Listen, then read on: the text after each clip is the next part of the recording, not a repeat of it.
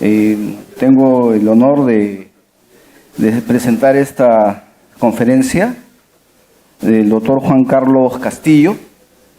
El doctor es médico, ginecólogo especialista en medicina reproductiva, doctor en medicina en la Universidad de Valencia en España,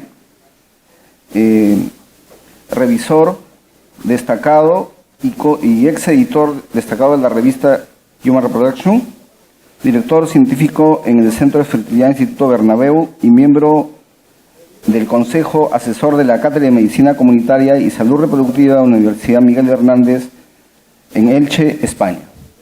El doctor nos va a hablar realmente de un proceso innovador, de un protocolo nuevo, muy interesante realmente. Es un protocolo innovador para ciclos múltiples de FIP, empleo secuencial de FSH de larga duración, protocolo Alicante. Doctor Castillo, por favor.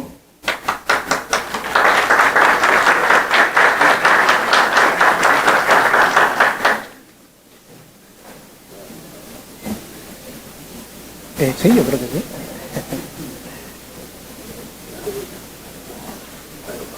Bueno, muy buenas tardes con todos. Muchas gracias por la cordial presentación.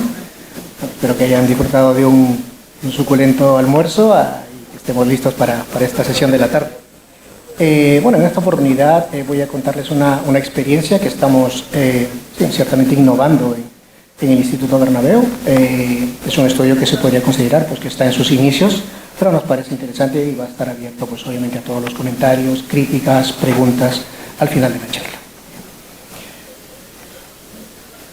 Como veis, el título es el empleo secuencial de FSH de larga duración en los ciclos de doble estimulación llamados DUEST. Como siempre, la primera diapositiva, conflicto de intereses. No recibo honorarios por consultorías de la empresa farmacéutica que desarrolla este fármaco.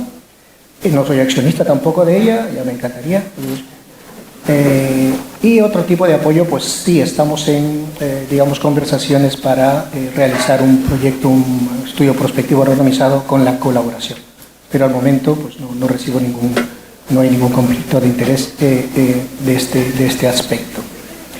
Obviamente existe un conflicto de intereses en el sentido de que nosotros hemos diseñado este protocolo, lo estamos poniendo en marcha y obviamente pues lo hacemos y esperamos tal vez convenceros de que lo intentéis. Vamos a empezar con una introducción y, como siempre, pues la teoría de las oleadas foliculares. Les comentaba que Ángela Berwald pues, hace un estudio muy sencillo pero muy elegante. Convence a 50 mujeres para hacerles ecografías vaginales diarias durante el periodo de un ciclo menstrual, de regla a regla.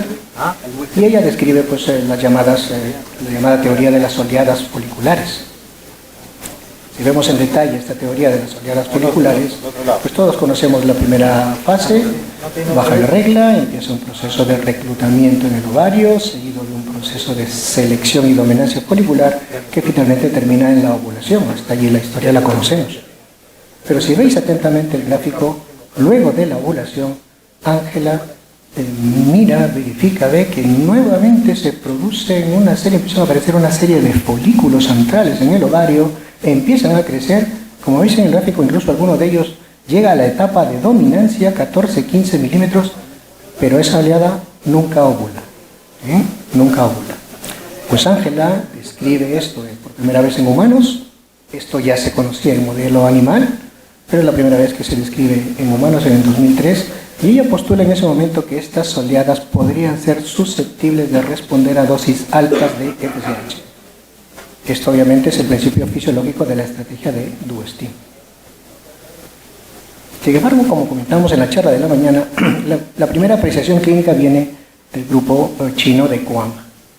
Kuang describe dos de los actualmente llamados protocolos no convencionales, el PPOS, el Progesterone Prime Ovarian Stimulation, que nace del estudio de estimulación en fase lútea, y obviamente la posibilidad de realizar 2 ciclos de estimulación consecutivos en un mismo ciclo menstrual, la estrategia de doble estimulación.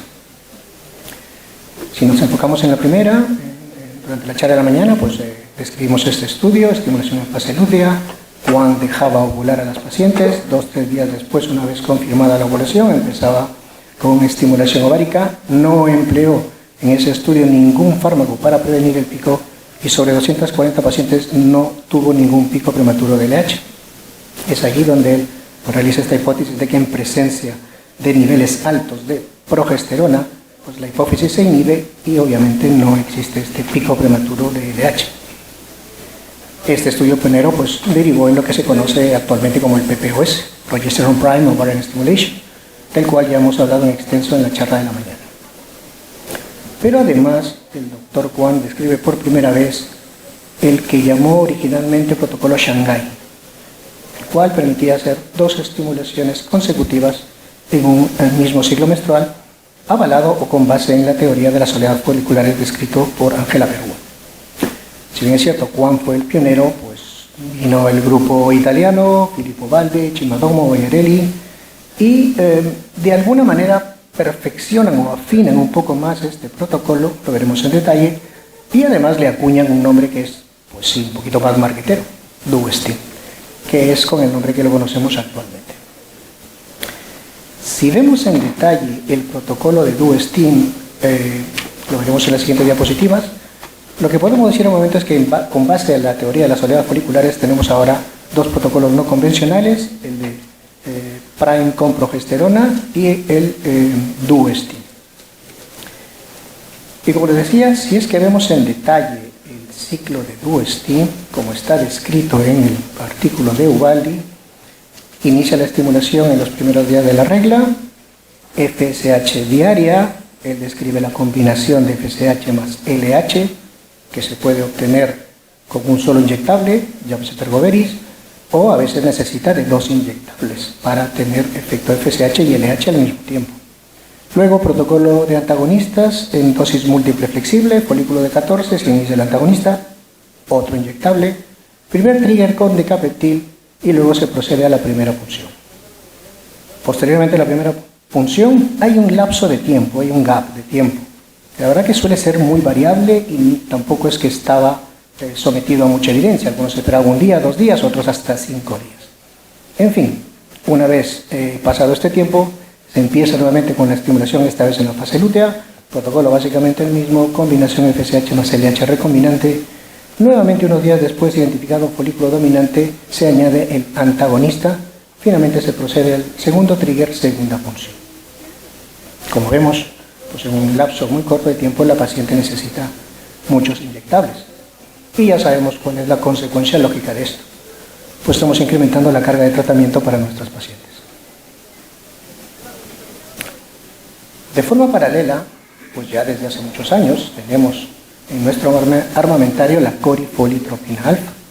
Sabemos, la amplia vida media de la corifoliatropina alfa permite que un solo inyectable reemplace la administración diaria de medicamentos por hasta 7 días.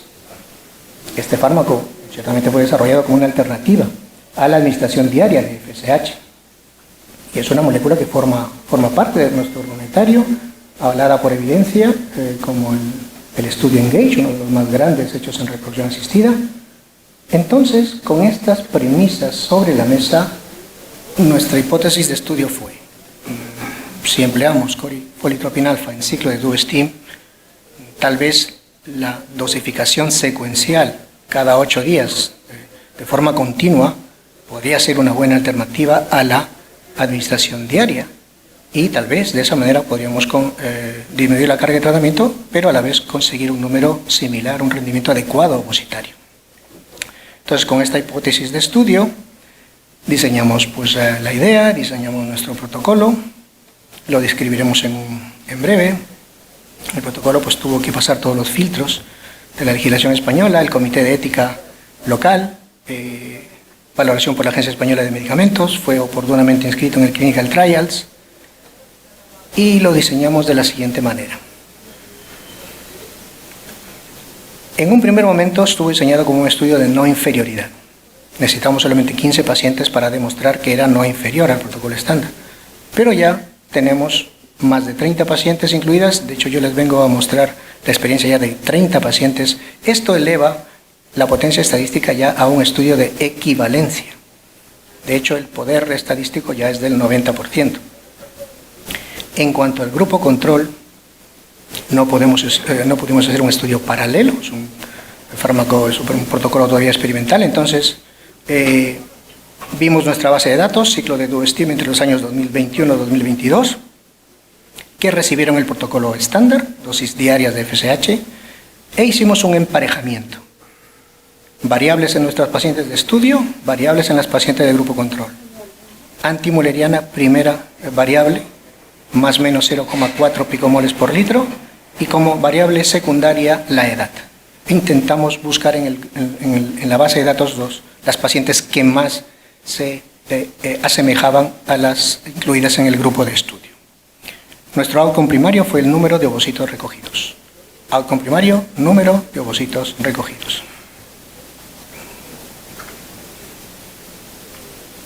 30 pacientes en el grupo de estudio, 28 de ellas estaban haciendo ciclos para acumular ovocitos o embriones, 2 de ellas estaban haciendo ciclos para vitrificación ovocitaria de tipo social. Del grupo de control, todas las pacientes incluidas estuvieron haciendo ciclos para vitrificación ovocitaria o acumulación de embriones gameto propio. De este grupo total de 30 pacientes por brazo, nuestro outcome primario, número de ovocitos, número de metafases 2, pero también quisimos ver otras variables que denominamos exploratorias, como eran el coste del tratamiento, los días de estimulación entre ambos protocolos y obviamente el número de inyectables. Luego de aquellas pacientes que procedían a hacer un ICSI con ovocito fresco para quitar sesgos, en este caso 23 por grupo, quisimos ver la tasa de fecundación y el desarrollo a este estadio de blastocisto. Ojo, son objetivos secundarios. El análisis de poder estadístico no fue diseñado para ver diferencias en cuanto a estos objetivos secundarios, pero nos pareció interesante explorarlos.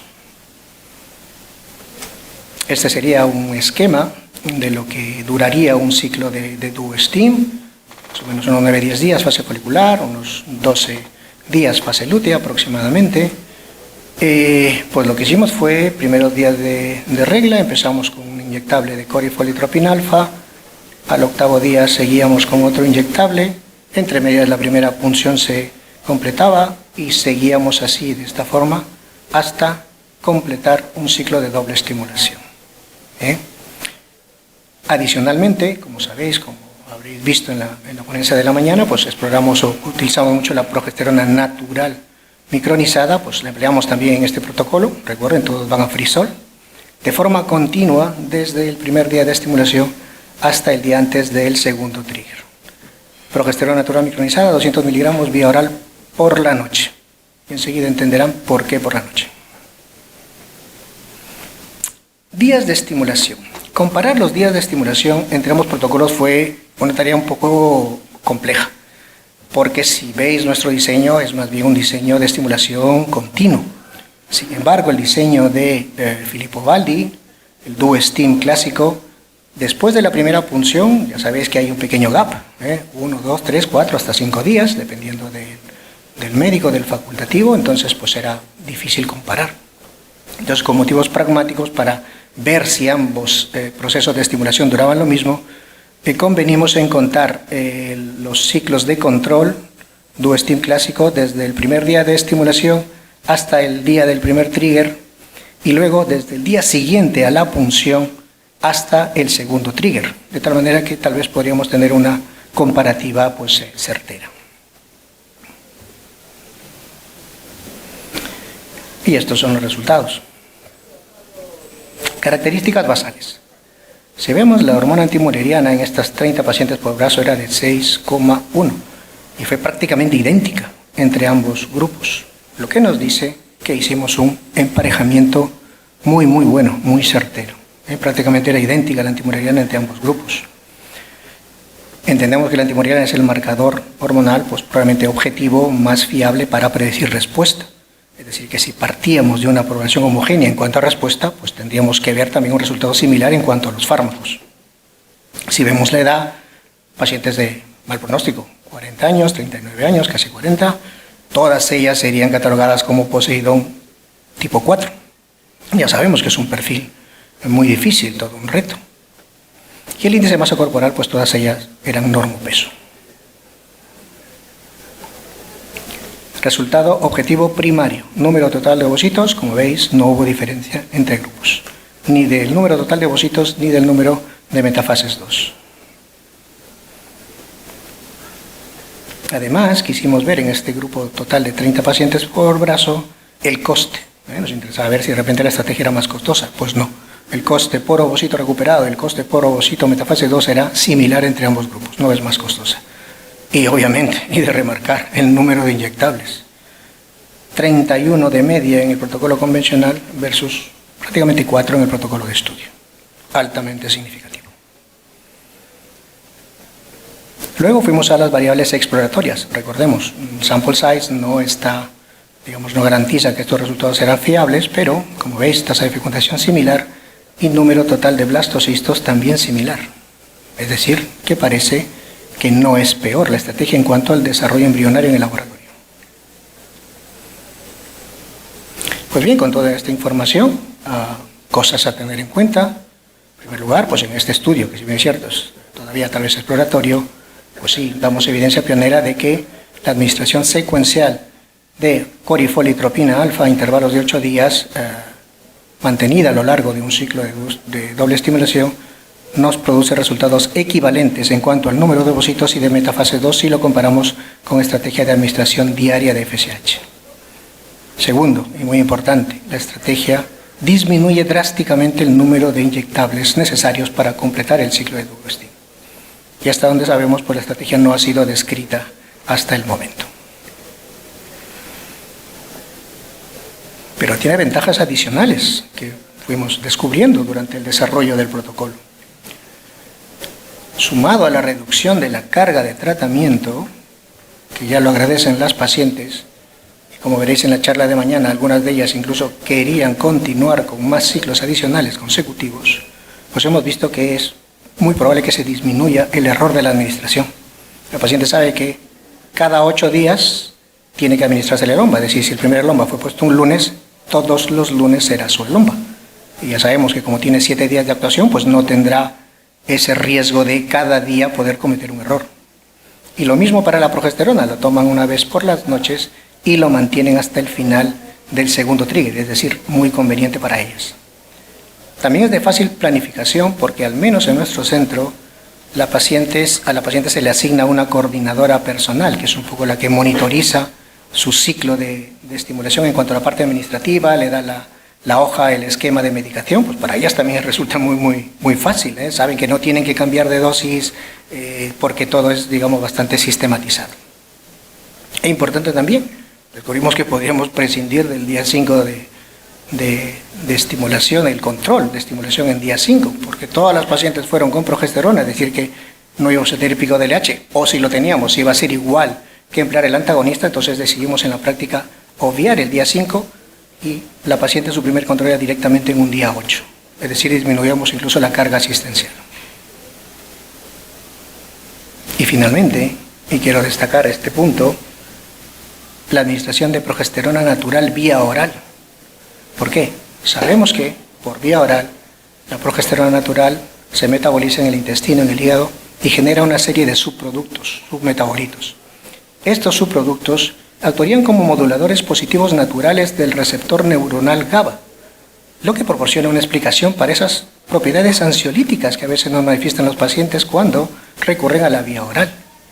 Como me comentaba mi amigo Paul Piet, que prácticamente fue pionero en el desarrollo de la progesterona natural micronizada, me dice, si tú le das a una paciente 200 miligramos por vía oral de progesterona natural, es como darle 2 miligramos de diazepam. Pues sabemos la consecuencia, las pacientes duermen muy bien y disminuimos incluso la ansiedad que está asociada a las técnicas de reproducción asistida, sobre todo durante estos ciclos de estimulación que requieren mucho tiempo. ¿Cuáles son los siguientes pasos? Pues bastante obvio. Ahora tenemos que pasar de este diseño observacional con, controles históricos a un estudio prospectivo. El protocolo ya está hecho, está siendo valorado en estos momentos por órgano internacional. Esperamos contar con su colaboración para llevarlo adelante. Obviamente la idea es comparar este protocolo novedoso con la administración, estándar, diaria de FSH en un ciclo de doble estimulación. Lo hemos denominado optimizando los ciclos de DuoStim. Queremos hacer un análisis comparativo para ver la tasa de blastocisto entre un protocolo y el otro. Si todo va bien, para 2025 podríamos tener ya los primeros resultados. Y eso sería todo. Muchas gracias por... El objetivo de nosotros, de todos que hacemos fertilidad, es recién nacido vivo en casa, ¿no es cierto? Entonces, la casuística usted ha podido hacer, porque podemos llegar a tener bonitos blastos, pero ¿cuántos llegaron a bebé en casa? Entonces creo que no sé si lo habrá llegado a observar o recién están comenzando en esto. Sí, es un protocolo innovador. Obviamente lo primero que teníamos que determinar, era si sacábamos el mismo número de óvulos. Porque si no sacábamos el mismo número de óvulos, pues hubiésemos dado carpeta a la historia y ya no hubiésemos seguido adelante. Es decir, que primero queríamos demostrar si era capaz el protocolo innovador de brindarnos el mismo número de óvulos. Yo creo que ya lo hemos conseguido. Obviamente, de aquí el siguiente paso es ver el número de blastos, que de hecho es el objetivo del estudio prospectivo randomizado. Porque si no nos da el mismo número de blastos, lo mismo, es decir, apaga y vámonos. Pero si nos consigue dar el mismo número de blastos, el siguiente paso será el que tú me dices. Es decir, ver si finalmente la tasa de recién nacido vivo en casa es similar entre ambos protocolos o no. Y en cuanto a la LH, pues mira, podríamos creo estar aquí 2 horas hablando de si la LH es beneficiosa o no en pacientes de edad materna avanzada. Recordemos el estudio SPART. Bueno, antes de todo felicitarlo, doctor, excelente, que lo he estado persiguiendo siempre, toda innovación de la progesterona y todos estos temas. En el caso de DuoStim, muy buena la pregunta de la doctora, porque efectivamente para la pacientes de CESPUR normalmente le ponemos la LH, pero desde el momento que ya comienza a darnos algunos datos iguales, es el que aparentemente va a marcar a positivo, ¿verdad? Ahora, dentro de lo que es el DuoStim, hay algunos estudios prospectivos que se han dado, que parece que no, que hay que mencionarlo solamente para que nos aclare de lo del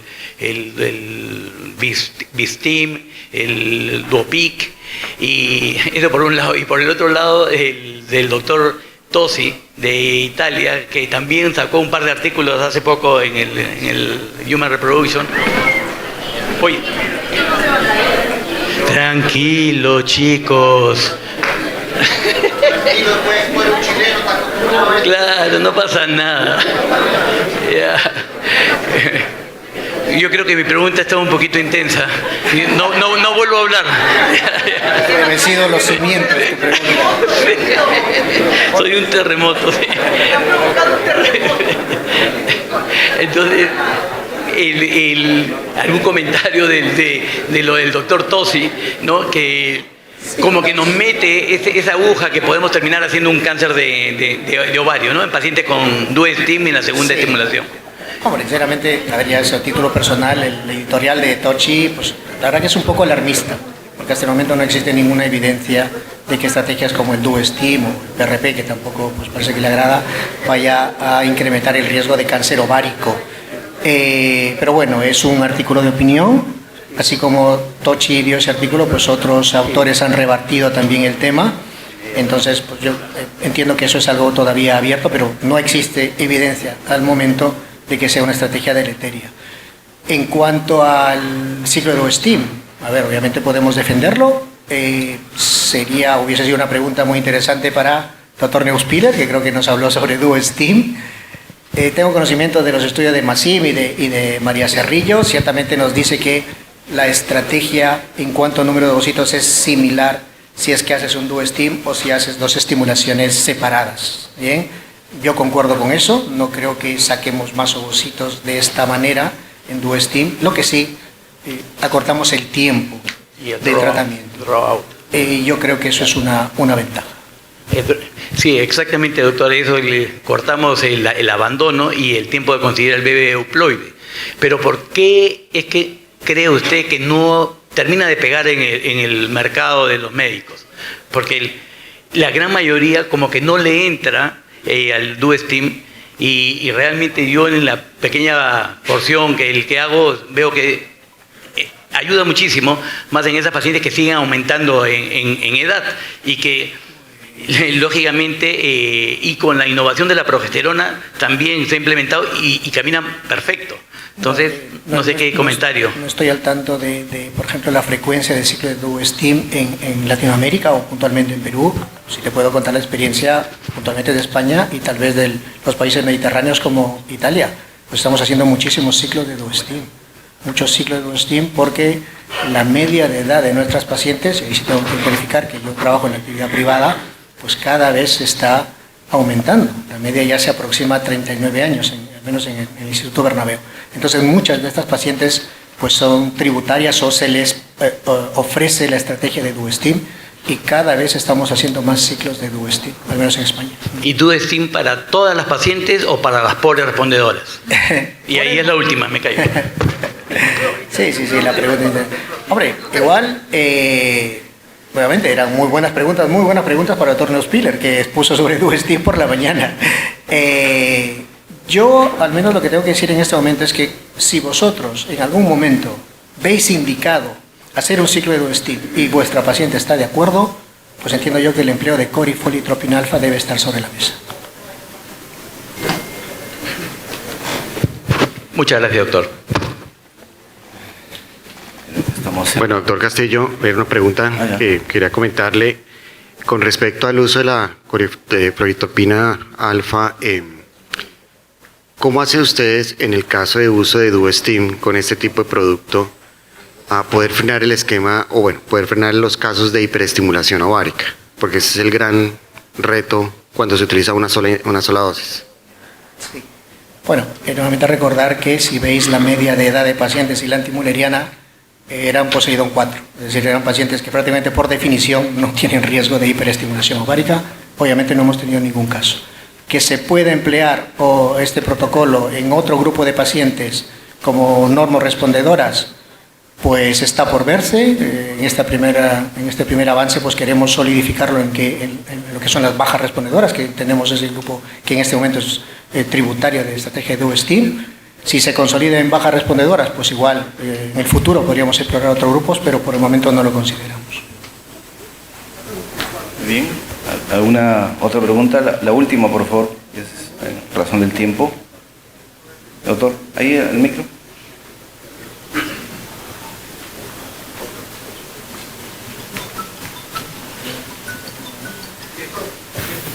Hola, doctor, y en este esquema de Duo-Steam, ¿el pretratamiento con estrógeno y con antagonistas ayudaría a mejorar la respuesta de la estimulación? Previo a la como pretratamiento. La estimulación. Bueno, ciertamente en pacientes que seleccionamos del grupo de control, algunas de ellas llevaban estos medicamentos previamente, pero en aquellas que fueron al grupo de estudio, ninguna lo llevó.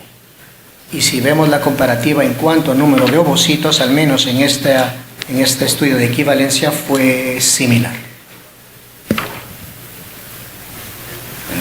Muchísimas gracias. Felicitaciones, doctor.